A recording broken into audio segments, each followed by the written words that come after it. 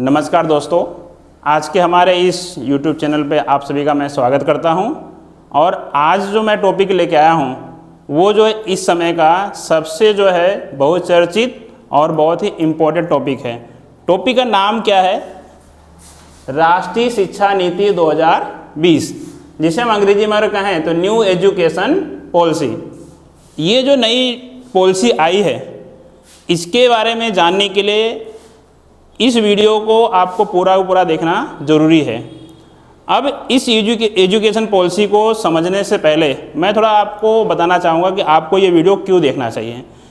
क्योंकि अगर मान लीजिए आप विद्यार्थी हैं या किसी विद्यार्थी के माता पिता हैं या एजुकेशन सिस्टम से जुड़े हैं या एजुकेशन सिस्टम से नहीं भी जुड़े हैं, तो भी ये वीडियो जो है आपके बच्चों का और इस देश का भविष्य नक्की करता है। क्यों कहते हैं कि अगर जिस देश का एजुकेशन सिस्टम अगर बहुत अच्छा है वही उस देश का क्या करता है, निर्माण करता है, और आने वाली जो पीढ़ी है वही देश का क्या है, भविष्य है। तो आपके बच्चों को और इस देश का जो भविष्य नक्की करेगा वो जो ये नई शिक्षा नीति आई है वो नक्की करेगा। तो आपको ये वीडियो बहुत ध्यान से देखना चाहिए और अच्छी तरह से समझना भी चाहिए, क्योंकि जब तक हम एजुकेशन सिस्टम को नहीं समझेंगे हम इस देश को परिवर्तित नहीं कर सकते, हमारे आने वाली युवा पीढ़ी को भी हम परिवर्तित नहीं कर सकते।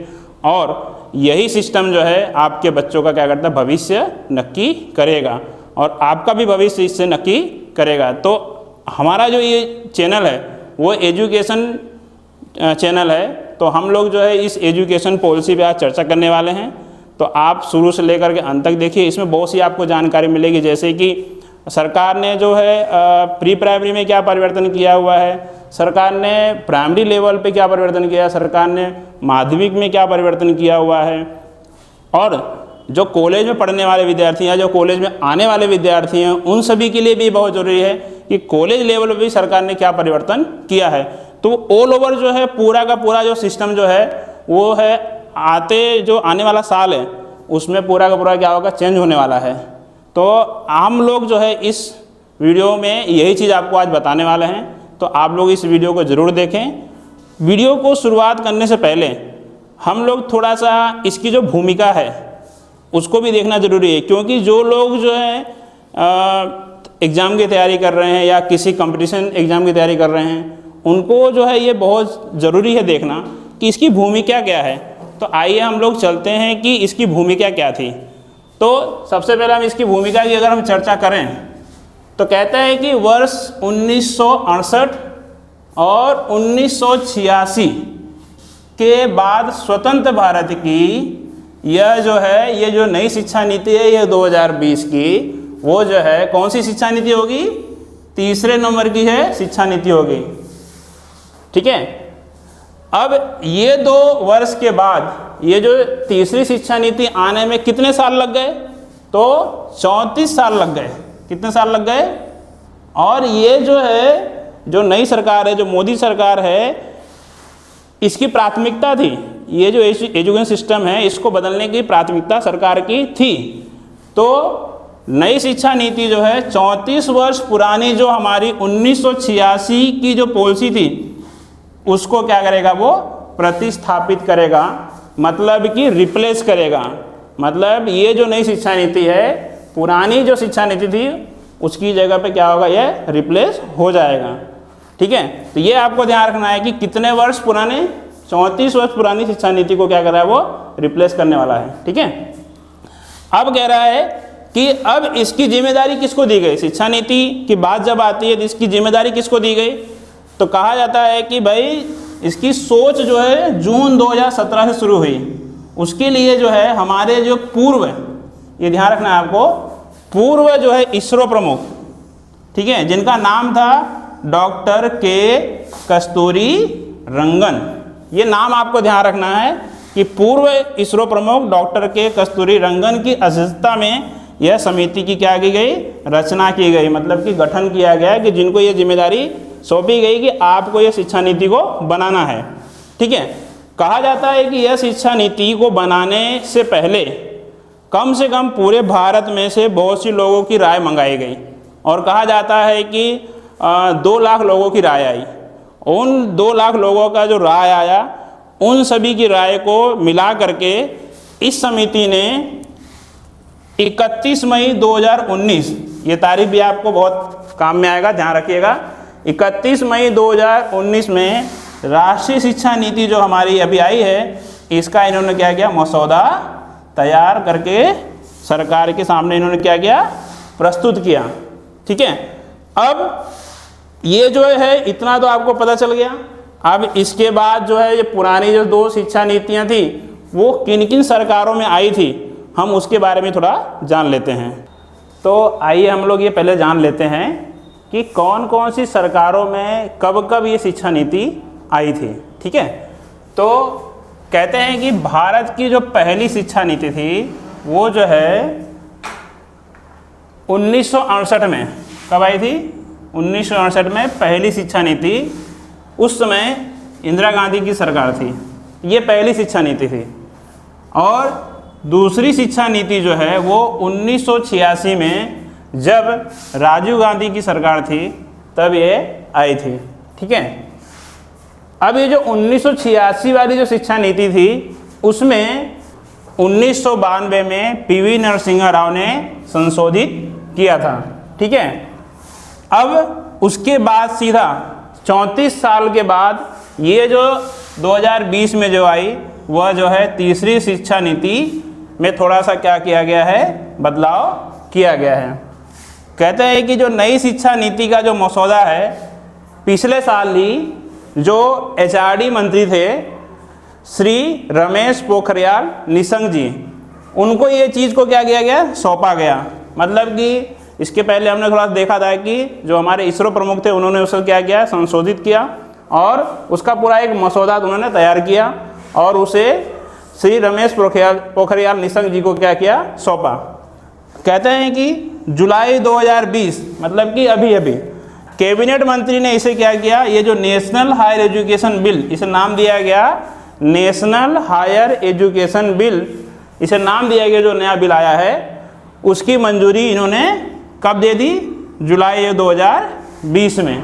ठीक है, अब ये जो है अभी कहाँ पे है, सिर्फ कैबिनेट इसकी मंजूरी दी है। अब ये जो है कहाँ जाएगा, संसद में जाएगा और संसद में जब जाएगा उसके बाद जो है इसे जो है एक एक्ट के रूप में क्या हो जाएगा, पारित किया जाएगा। तब ये क्या है, कानून बन जाएगा और उसके बाद जो है पूरे भारत में जो है इसको क्या किया जाएगा, लागू किया जाएगा। अभी तक हमने जो है इसकी भूमिका के बारे में जानकारी ली, बराबर, कहाँ से शुरू हुआ और कैसे कैसे इसका परिवर्तन हुआ। अब जो मेन पॉइंट है वो आपको बहुत जानना जरूरी है कि भाई इस नई पॉलिसी में है क्या ऐसी चीज़ें और कौन सी चीज़ों को इन्होंने क्या किया, परिवर्तित किया है। तो आइए हम लोग अब समझते हैं कि जो नई शिक्षा नीति आई है उसमें कौन कौन सी चीज़ों में बदलाव किया गया है। तो सबसे पहले हम ये देख लेते हैं कि भाई इसके इम्पोर्टेंट पॉइंट कौन कौन से हैं। तो जो सबसे पहला जो इन्होंने पॉइंट लिया है कि अभी तक आप लोग जो पढ़ाई पढ़ते थे उसको इन्होंने बांटा था 10+2, मतलब कि शुरुआत के 10 साल और उसके बाद 2 साल, मतलब कि 11वीं और 12वीं।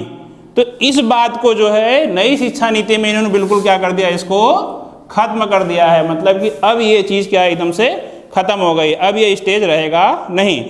इसकी जगह भी इन्होंने क्या लाया, अब जो लाया है इन्होंने उसको इन्होंने 5+3+3+4 का जो फॉर्मेट है ये जो है इन्होंने लागू किया है। ठीक है, अब ये जो सिस्टम है 5+3+3+4 का जो सिस्टम है इसको हम थोड़ा व्यवस्थित समझते हैं और इसको समझने के बाद इस सब चीज़ों में कौन कौन सी चीज़ें इन्होंने ऐड की है, कौन कौन सी बातों को इन्होंने नया डाला हुआ है, उसके बारे में हम ये जब ख़त्म हो जाएगा उसके बाद के टॉपिक्स में हम इसको लेंगे। ठीक है, तो पहले तो ये समझते हैं कि भाई इन्होंने क्या और किस एज में बांटा हुआ है। ठीक है, तो सबसे पहला जो है ये 5 साल, मतलब कि शुरुआत के जो 5 साल है उसको इन्होंने क्या नाम दे दिया है, फाउंडेशन स्टेज दिया हुआ है।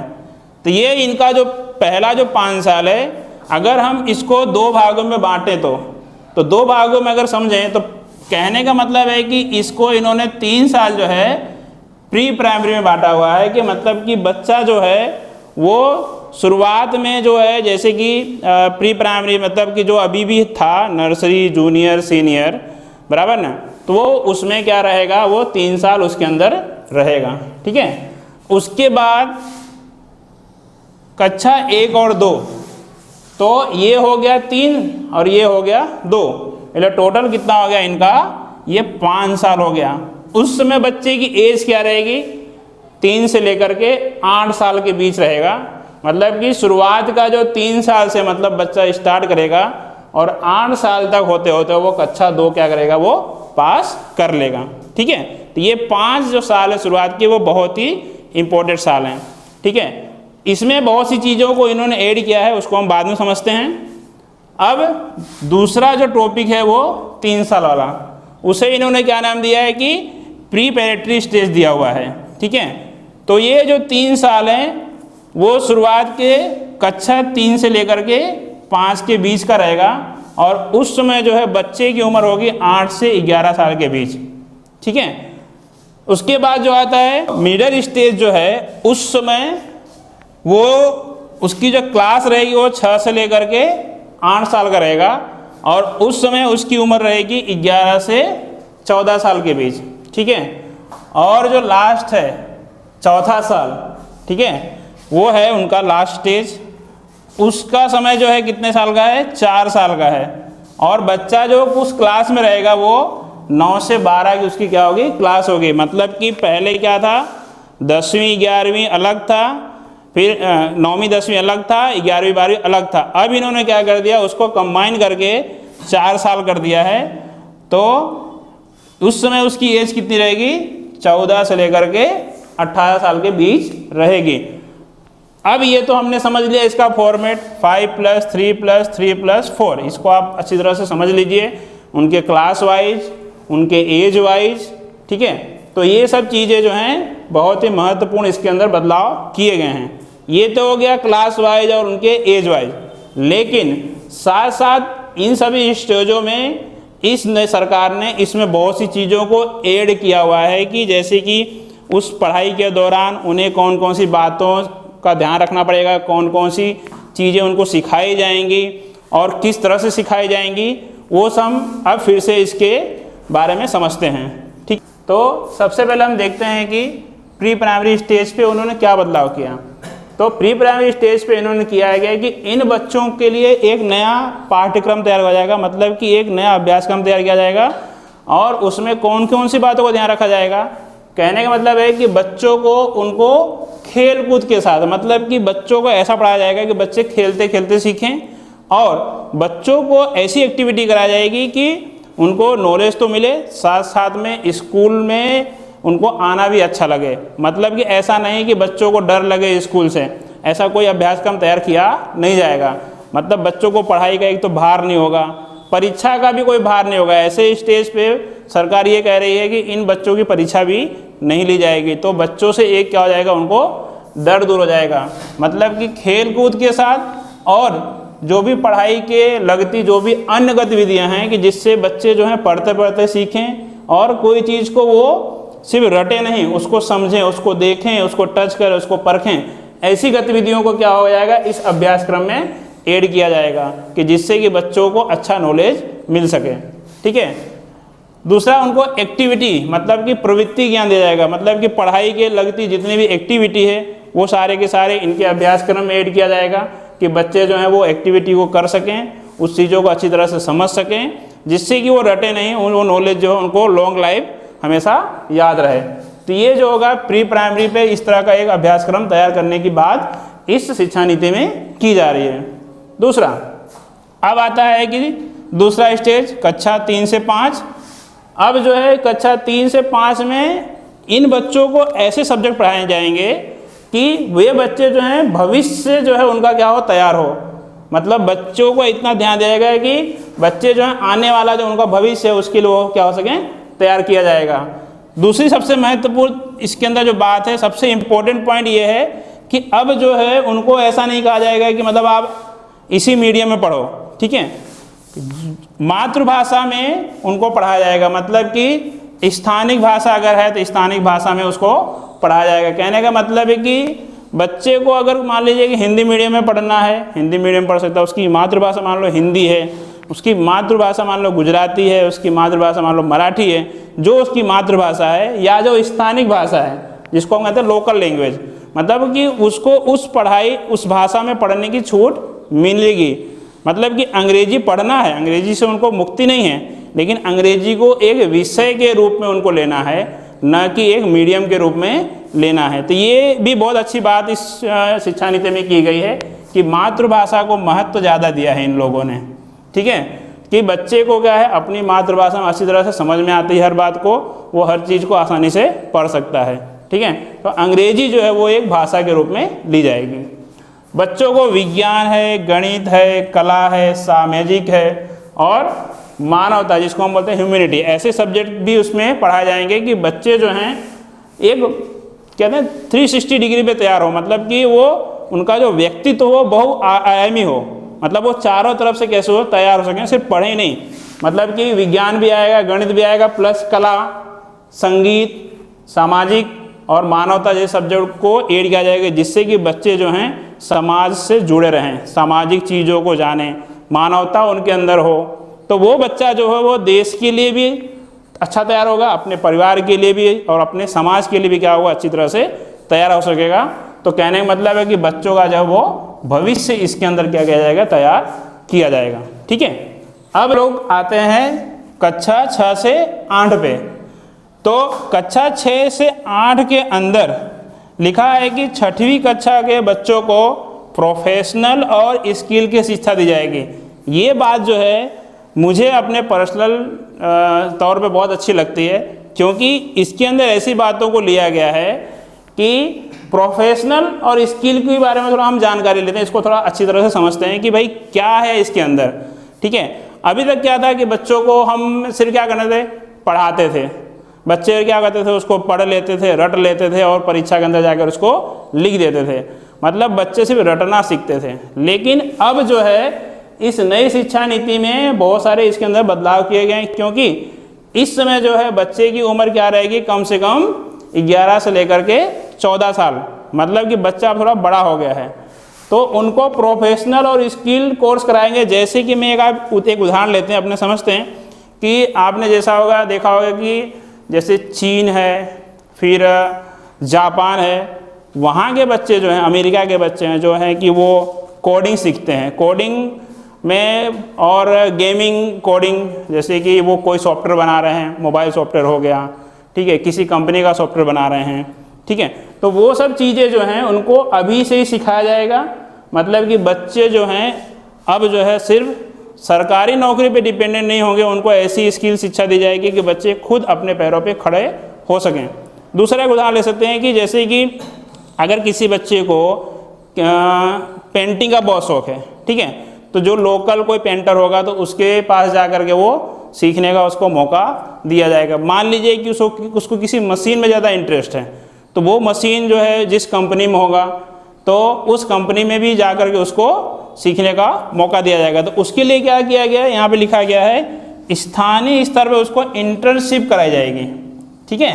क्या कराई जाएगी, इंटर्नशिप, मतलब कि बच्चा जो है कुछ समय स्कूल में से निकाल करके वो वहाँ पर जा कर के उस चीज़ को लाइव देख सकता है, समझ सकता है और उसके बारे में अच्छी तरह से डिटेल ले सकता है। दूसरा कहा गया है कि जिससे बच्चों को एक अच्छे क्या मिल सकें, रोजगार प्राप्त हो सके, मतलब कि अब बच्चा जो है सिर्फ सरकारी नौकरी पे डिपेंडेंट नहीं रहेगा, सरकार की तरफ वो देखेगा नहीं कि भाई सरकार मुझे नौकरी दे तो मैं कुछ कर सकूं। अभी तक क्या था, बच्चे जैसे पढ़ लेते हैं, उनके पास कोई स्किल नहीं होता, कोई चीज़ बनाने की क्षमता नहीं होती है, उनको कोई नॉलेज नहीं होता है, तो वो बेचारे बेकार बैठे रहते हैं। लेकिन अब नहीं होगा, अब ये सब चीज़ों को इसके अंदर क्या हो जाएगा, चेंज कर दिया गया है। बच्चों को हर तरह का नॉलेज दिया जाएगा, पढ़ाई का तो दिया जाएगा, प्लस उसको बहुत सी चीज़ों का नॉलेज दिया जाएगा। उसको जो क्षेत्र में जाना है उस क्षेत्र का क्या हो जाएगा, उसको हम इंटर्नशिप कराने की बात इसके अंदर की गई है। तो ये सबसे अच्छी बात है। 6 से 8 के बच्चों को बच्चे अभी से क्या हो जाएंगे, तैयार हो जाएंगे और जिस क्षेत्र के बारे में उनको जाना है उसका उनको प्रोफेशनल कोर्स करने का मौका दिया जाएगा।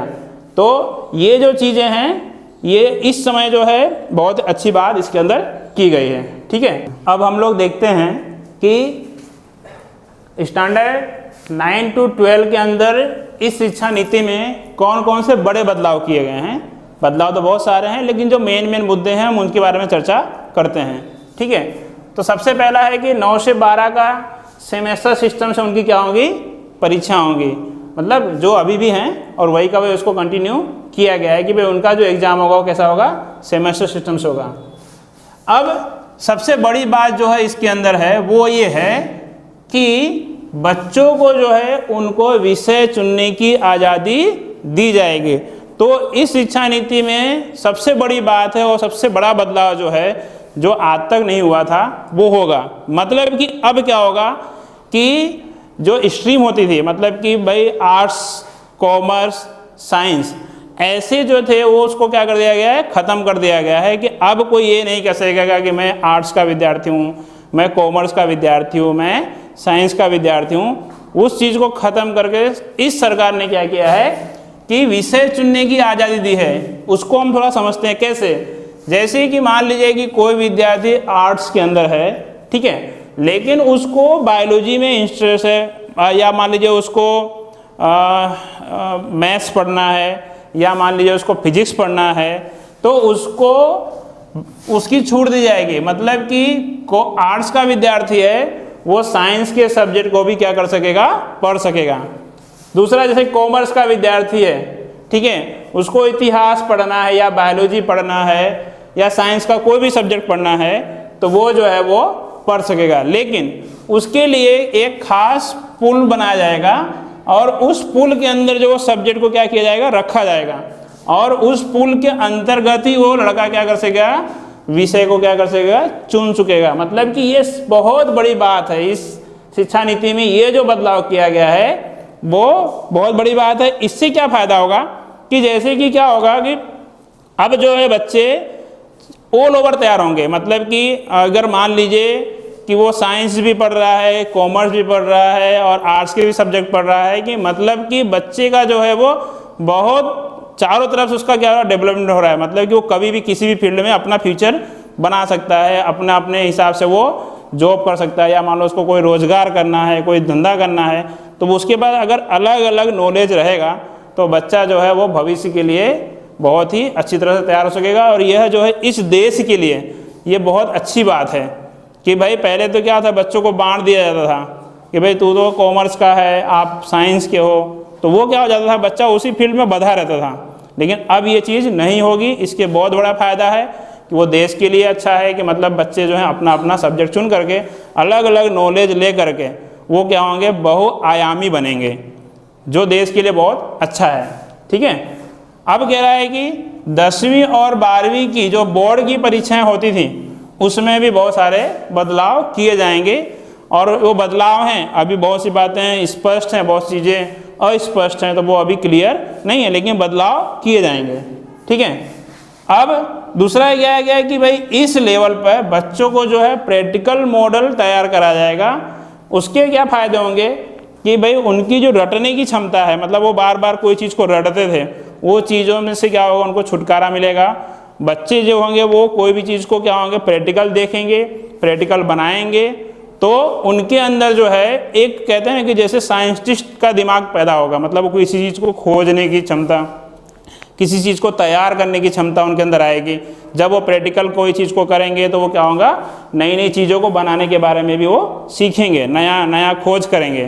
तो ये बहुत बड़ी बात है कि उनको प्रैक्टिकल मॉडल के लिए तैयार कराया जाएगा, जिससे कि उनका ज्ञान परीक्षण हो सके। मतलब कि कोई बच्चे क्या होते हैं, अच्छी तरह से रट लेते हैं, तो कई बच्चे ऐसे होते हैं कि वो रट नहीं पाते हैं, लेकिन उनके पास नॉलेज बहुत होता है, वो करके दिखा सकते हैं, करके आपको बता सकते हैं।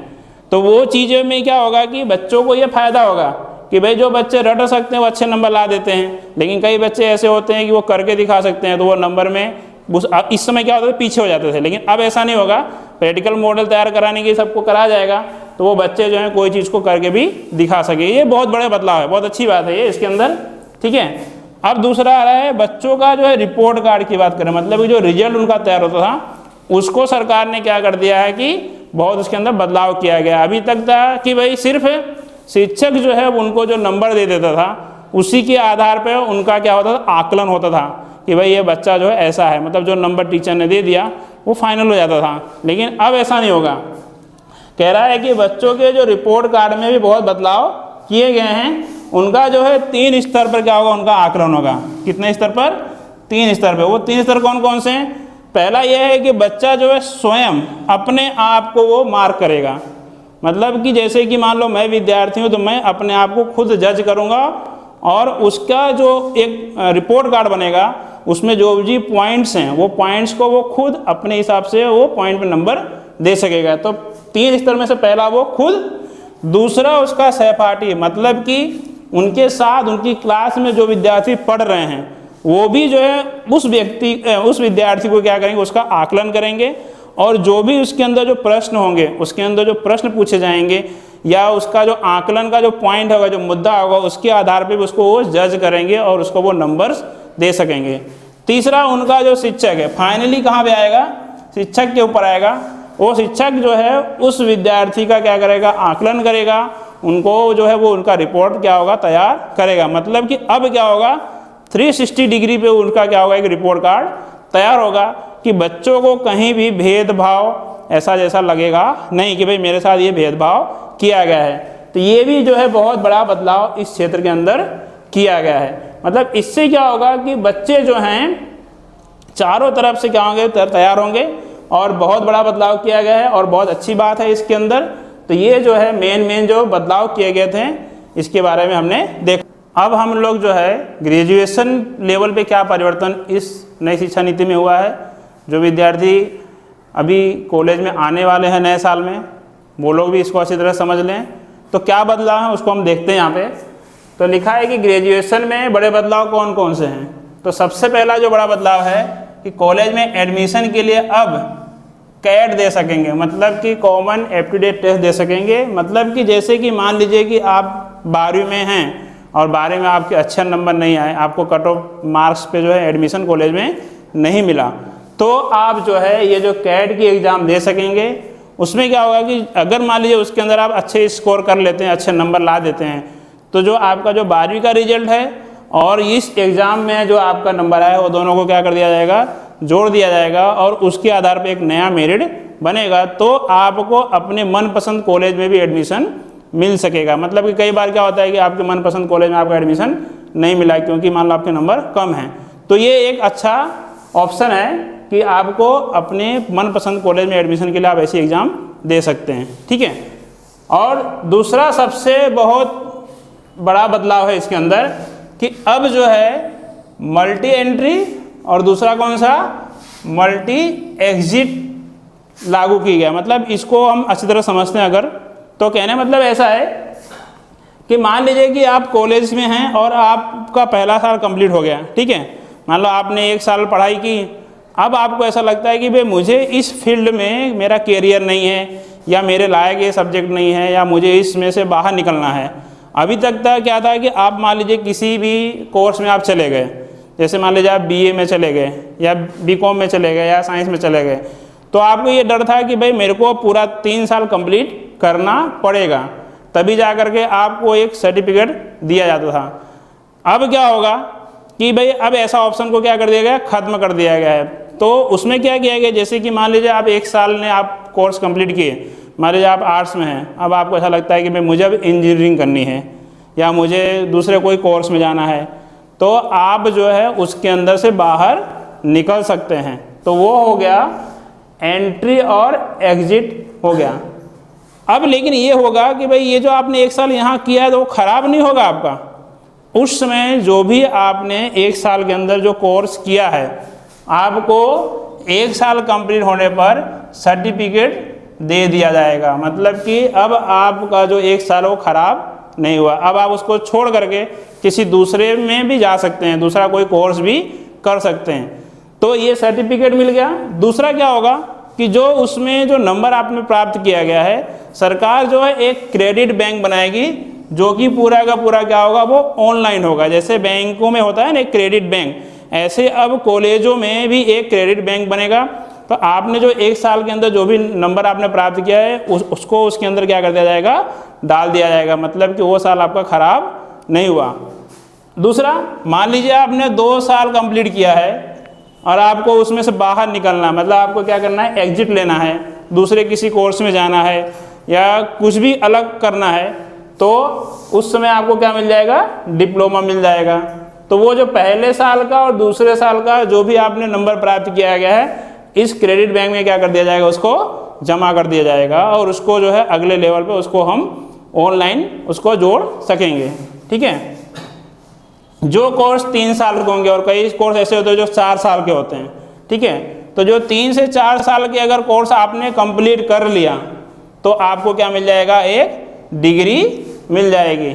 अभी तक क्या था कि आपको कंप्लीट 3 साल करने पड़ते थे, तब आपको डिग्री दी जाती थी, लेकिन अब ऐसा नहीं होगा। ये बच्चों के भविष्य के लिए बहुत अच्छी बात है। बच्चे जो हैं वो क्या होंगे कि अपने अपने हिसाब से अपने अपने कोर्स में कभी भी वो एंट्री ले सकते हैं, कभी भी वो एग्जिट ले सकते हैं। उनके नंबर जो हैं कहीं बेकार नहीं जाएंगे, उसके लिए सरकार एक क्रेडिट बना कर उसके अंदर उसको जमा रखेगी। ठीक है। दूसरा क्या होगा कि कॉलेज के छात्रों को अलग अलग विषय चुनने की आज़ादी मिलेगी। जैसे कि हमने इसके पहले भी देखा था कि जो विद्यार्थी जो हैं वो 11वीं 12वीं में हैं, वो आर्ट्स के साथ साइंस के सब्जेक्ट भी पढ़ रहे हैं। साइंस का विद्यार्थी है वो आर्ट्स कॉमर्स के भी सब्जेक्ट को पढ़ सकेगा। सेम टू सेम चीज़ क्या होगी, वो कॉलेज में भी लागू होगा। मतलब कि एक विद्यार्थी जो है अलग अलग विषय को भी पढ़ सकता है। साइंस का विद्यार्थी है, आर्ट्स का, कॉमर्स का विद्यार्थी वो भी साइंस के, वो सारे के सारे वो सब्जेक्ट को मिला करके वो पढ़ सकेगा। ठीक है। सबसे बड़ा बदलाव ये किया गया है कि अब जो है एमफिल को क्या कर दिया गया, एकदम से खत्म कर दिया गया है। उसकी जगह क्या किया गया कि जैसे कि छात्र क्या किया, ग्रेजुएशन किया, उसके बाद उसने क्या किया, पोस्ट ग्रेजुएशन किया, और सीधे सीधे वो क्या कर सकेगा, पीएचडी कर सकेगा। तो ये बहुत बड़ी बात है कि अब ये डायरेक्ट पीएचडी कर सकेगा। ठीक है। दूसरा जो है कि अभी तक जो इन सभी चीज़ों की देख रेख, इनके ऊपर जो रेगुलेटरी थी वो सब कौन करता था, यूजीसी करती थी, एनसीटी करती थी और एआईसीटी, ये सब जो थे ये पूरे की पूरी चीज़ों पे ध्यान रखते थे। ये सब को क्या कर दिया जाएगा, खत्म करके अब जो है एक रेगुलेटरी बोर्ड बनेगी और वो सब चीज़ों पे क्या करेगी, निगरानी रखेगी और सभी चीज़ों का क्या करेगी, वो ध्यान रखेगी। ठीक है। दूसरा, स्कूल और कॉलेजों में अब क्या होगा, संस्कृत को बढ़ावा मिलेगा। मतलब कि यूनिवर्सिटी में आप संस्कृत भी पढ़ सकेंगे और गवर्नमेंट जो है इस सब्जेक्ट पे भी ज़्यादा जोर दे रही है। दूसरा, बच्चों को संगीत, कला, साहित्य, ये सब चीज़ों पे क्या हो जाएगा, उनको बढ़ावा दिया जा रहा है कि मतलब बच्चे इस सब्जेक्ट में भी आगे बढ़ें और अपना कैरियर भी इसके अंदर वो बना सकें। ठीक है। तो अभी तक हमने ये देखा कि प्राइमरी लेवल पे क्या चेंजिंग हुए हैं, फिर स्कूल लेवल पे क्या चेंजिंग हुआ है और कॉलेज लेवल पे क्या क्या परिवर्तन किए गए हैं। लेकिन दूसरा सबसे बड़ा जो है एक परिवर्तन किया गया है कि ये जो हमारा जो ये मंत्रालय था, जो इसकी पूरी की पूरी एक देखरेख करता था, उसका पहले नाम था मानव संसाधन विकास मंत्रालय। मतलब कि जिसको हम कहते हैं ministry of human resource development. मतलब कि अब इसका नाम क्या कर दिया गया, एकदम से बदल दिया गया है। कहने का मतलब है कि मानव को एक रिसोर्स के रूप में देखना औचित्य नहीं है, तो जो कि बहुत पहले हो जाना चाहिए, लेकिन अब ये हो चुका है कि इसका नाम बिल्कुल से बदल दिया गया है। आपको अब ये ध्यान रखना है, ये बहुत ही इंपॉर्टेंट पॉइंट है। जो लोग एग्जाम की तैयारी करते हैं तो पूछा जाता है कि भाई इसका नाम क्या हो गया है, तो इसका नाम जो है अब बदल गया है। इसका नाम बदल करके अब रखा गया है शिक्षा मंत्रालय, मतलब कि मिनिस्ट्री ऑफ एजुकेशन। मतलब कि ये जो है अब जो है शिक्षा मंत्रालय कहलाएगा कि जो पूरी की पूरी शिक्षाओं पर ये देख रेख रखेगा। तो अब से आपको ये ध्यान रखना है कि अब इसका नाम क्या हो गया है, शिक्षा मंत्रालय कर दिया गया है। ठीक है। तो ये चीज़ें आपको हमेशा ध्यान रखना है, क्योंकि आपको कभी भी किसी भी एग्जाम में ये पूछ सकते हैं। ठीक है। दूसरी बहुत सी बातें हैं कि जो इसके अंदर जो है बदलाव करने की बात की गई है। जैसे कि मैं आपको कहूँ कि स्कूलों में अंदर और कॉलेजों में जो नई शिक्षा नीति में वर्चुअल लैब की एक बात की जाएगी, वहाँ पे बच्चों को एक वर्चुअल लैब बनाया जाएगा। वहाँ पे बच्चे जो हैं बहुत सी चीज़ों को बनाने की गतिविधियों पे मतलब कि प्रैक्टिस कर सकेंगे। दूसरा है कि डिजिटल लैब बनाया जाएगा बच्चों के लिए, कॉलेज लेवल पे या स्कूल लेवल पर क्या बनाया जाएगा, डिजिटल लैब बनाया जाएगा। और दूसरा, अभी जो इस करंट सिचुएशन चल रहा है, जैसे ये लॉकडाउन का पीरियड चल रहा है, तो उस समय क्या होगा कि स्कूलों को कंप्यूटर से, लैपटॉप से और फ़ोन से, ये सब चीज़ों को क्या किया जाएगा, उसके अंदर एक ऑनलाइन क्लास बच्चे घर बैठे पढ़ सकें, वो सब चीज़ों पे खास ध्यान जाएगा। कि मतलब कि अब जो है सरकार इसके बारे में भी सोच रही है कि ऑनलाइन क्लास के बारे में भी जा सकेगा, जिससे कि बच्चे जो हैं उनका जो एजुकेशन है वो रोचक हो सके। दूसरा, कई जगह जैसे गांव है, बहुत अंदर के क्षेत्र हैं, वहाँ पे स्कूल नहीं हैं, ठीक है, तो वहाँ पे क्या सरकार ऐसा सोच रही है कि गाँव में बाल भवन बनाया जाए, जिससे कि वो बच्चे वहाँ पे बोर्डिंग में रह सकें और वहाँ पर रह करके उसका अभ्यास कर सकें। तो मतलब बाल भवन की बात हो रही है। दूसरा, जो अभी अपने भारत में जो है, जो इंडिया की जो यूनिवर्सिटी है, उसके अलावा भी विदेशी यूनिवर्सिटियों को भी यहाँ पे लाने की बात चल रही है। दूसरा, स्कॉलरशिप पोर्टल की बात हो रही है, उसका आविष्कार किया जाएगा कि बच्चे जो है उसके अंदर एडमिशन ले सकें और वहाँ पे अपना एजुकेशन अच्छी तरह से कंप्लीट कर सकें। तो ये सब बहुत छोटी छोटी मेन बातें थी जो हमने इस आज के वीडियो में देखा है, ठीक है।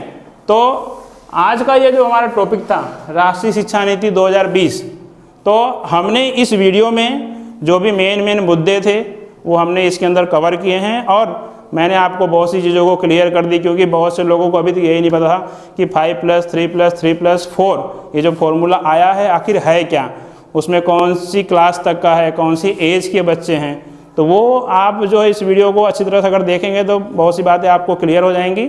और दूसरी ये बात ये है कि अब हम लोग इसी पॉइंट पे और इसके रिलेटेड और बच्चों के मुद्दों पर हम बहुत से वीडियो क्या होंगे इस तरह से बनाएंगे।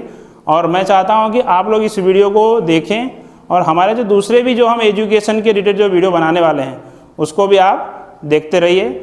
आशा करता हूं कि मैंने आज ये टॉपिक लिया है आपको बहुत अच्छी तरह समझ में आया होगा, बहुत सी बातें क्लियर हो चुकी होंगी, और इसके ऊपर भी हम इस जो अभी शिक्षा नीति आई हैं, बहुत सी चीज़ें जो अस्पष्ट हैं उसको भी हम स्पष्ट करने की कोशिश करेंगे अगले वीडियो में। तो आप लोग इस वीडियो को देखिए और हमारे YouTube चैनल को ज़्यादा से ज़्यादा आप शेयर कीजिए। आप सभी का आभार, धन्यवाद, थैंक यू।